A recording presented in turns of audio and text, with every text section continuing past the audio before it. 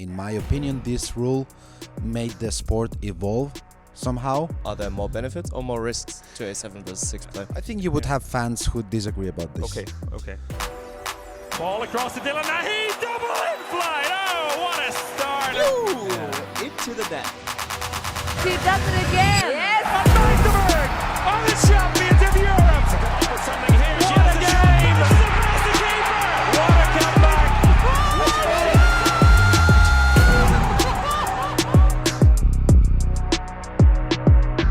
Ladies and gentlemen, it is finally time to talk handball again for one of our beloved summer episodes. And of course, we got the three of us back together for it to touch the rule book today for 1 second.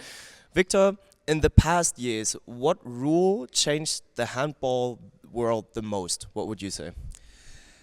I think it's pretty clear. I think the 7 against 6 wow, rule. that fits perfectly well. Jesus. What a transition. I would not have expected you to say 7 versus 6 here. But yeah, it's actually great because that is one of those most significant changes that the handball world has seen in a while. And there is lovers and haters about this rule. Oh, actually, to which ones do you belong? I would say I'm in the middle. One of the few that I'm in the middle. I don't hate it and I don't love it. I think it's okay as a tool for the teams. How about you, Martin? I can see the benefits of it, but if I had to choose, then I would say I'm more of the side of disliking the rule. Okay, Yeah. so basically the change in the rule that was implemented, I think the 1st of July 2016, was that the goalkeeper can run out and get switched for a field player without further notice. So before... Before they had to have a jersey on, An if you extra can kit, say it like that. One yeah. specific player could only change. So now it can be the left wing or the right wing because there was something else to it. If it was only the playmaker that could change because he had this orange, yellow jersey on, then he was the only one who could change with the goalkeeper. And I mean, you have been playing over that transition to, the new era of handball where, everybody can change against the goalkeeper and be on the court. When was it that you started to notice the changes on the court? Was it immediately in the first game after the rule change was applied, or did it take some time? I think it took some time because some of the teams, they were not brave enough to use it as all the teams does it at this moment. Now it's very strange to see a team with one man down, with one player down and playing in attack with 5. But when the rule implemented at this moment, still a lot of teams were playing with 5.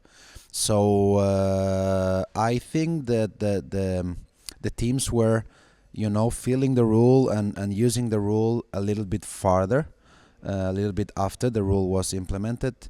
And suddenly to have one player less in the court in attack, it was not that bad anymore.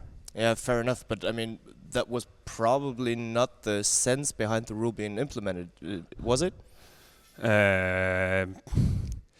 Well, you can argue that you always had the opportunity to take one out and then, play one person more than the others. But now it kind of made it more smoothly and then kind of benefited the ones who wanted to do it. But I agree with Victor also. It took some time for the team to implement it and also for them to see the benefits of it. And how you could use it, in which kind of aspect of the game could you use it? Was it, we're probably going to speak about that later, but was it only for some teams to use it, or in which specific situation did you want to use it? But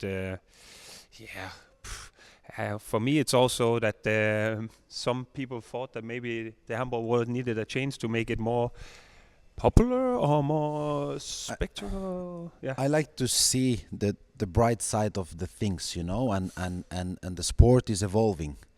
And right now, for example, the video that the referees can use, it's because the sport is evolving. And in my opinion, this rule made the sport evolve somehow. Some people like the way it evolved, some people don't. But I think that the sport has changed a little bit with this new rule. And go ahead. I actually agree with that. That the sport also, I think that sport handball itself has also become quicker because people are more have a tendency when the opponent score, they run faster to the middle, and there are players now that are maybe less physical, like the way that they're built, and maybe more faster than they used to be. Let's say like Gitzel are very fast, and Gisli Christensen, and some of those players. And in that perspective, also in terms of steps and stuff like that, it can be difficult sometimes for the referees to see, and also because the game is so fast. VAR, I think it's actually a good tool to be used whenever it's used correctly, because it needs to be smoothly done.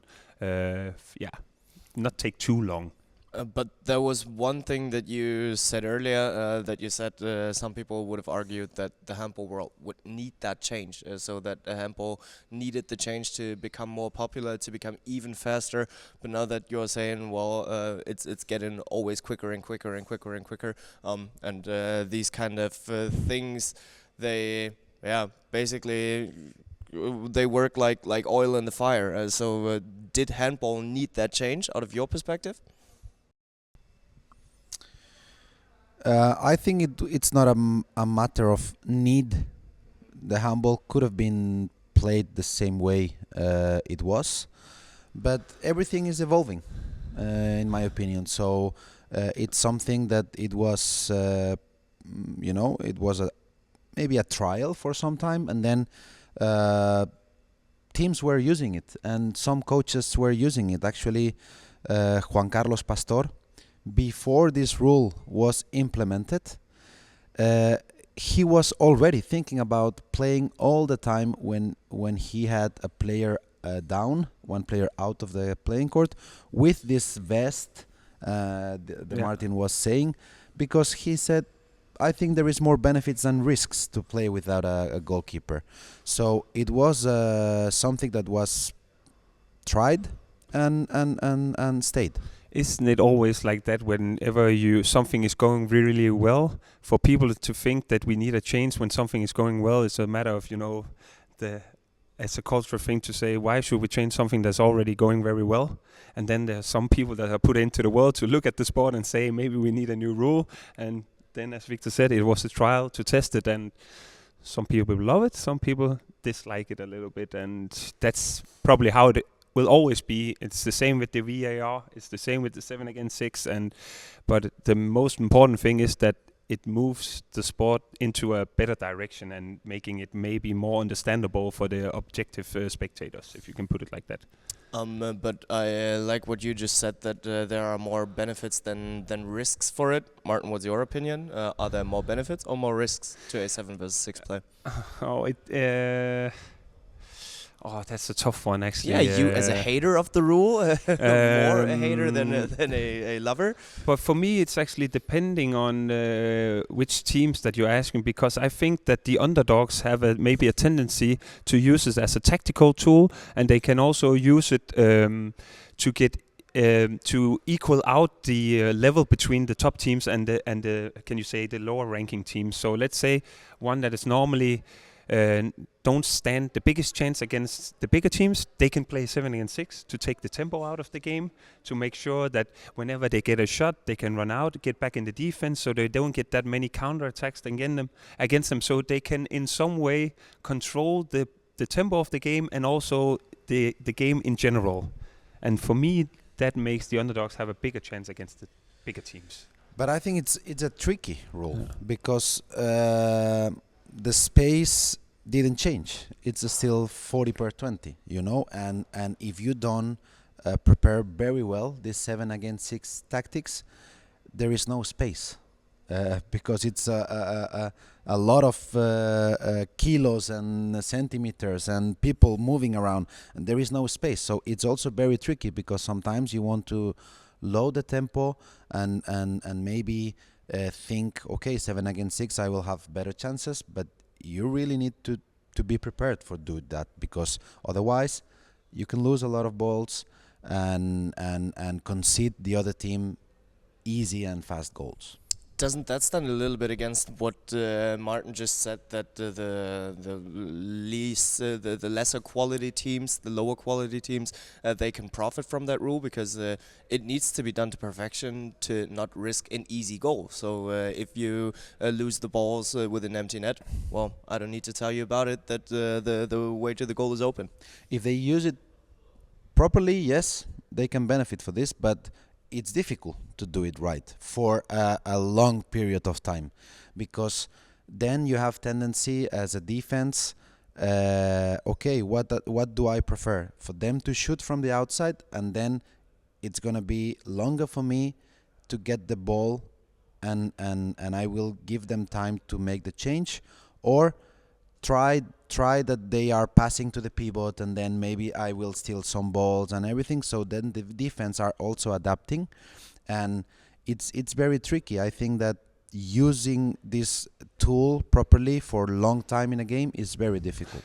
And what do the underdogs have to lose in terms of using it? So let's say they play 20 games against, let's just say Barcelona. How many games will they win against Barcelona if they don't play 7 against 6? Most likely they will lose all 20. So let's say they try 7 against 6 in some of the games. Will they then maybe stand a bigger chance than they would normally? Maybe so, and that's just maybe the way to see it from the underdogs, that we have 5% bigger chance if we kind of... But it's not only about playing 7 against 6 because they cannot play 6. For me, it's like controlling the tempo, to say we know Barcelona is going to come with 200 kilometers towards us, and they're going to run on every ball that they have. So for us, if we can get a ball to the pivot, we can change, probably that's the dream scenario, but get the goalkeeper in and stand in defense and be good in defense. Maybe that will give them a chance, but there are obviously also consequences for the underdogs, because if they don't do it well, as Victor said, it's the same amount of space, there are extra people on the court now, then they can throw the ball in the net, and it can have the double effect. Then now they get the chance to do the counter attacks, and then it's a matter of when to change 7 against 6 and when do you do it in the game, because let's say it can be 20 minutes high tempo game, but then the last 10 you want to slow it down, then you play 7 against 6. So it can mean that you don't start 7 against 6, but then you change it later on to kind of get out of the rhythm, kind of. This is the part that I like about this rule, that coaches can use it as a very tactical and smart move. Even if you are in front of the score, or if you are, chasing the team in front. So you can use it to slow down the game, or okay, I'm not seeing any way to attack this defense. I tried this 7 against 6, and in the 7 against 6 we see also a lot of different tactical positions. Where the line players are positioning themselves is very interesting in the 7 against 6.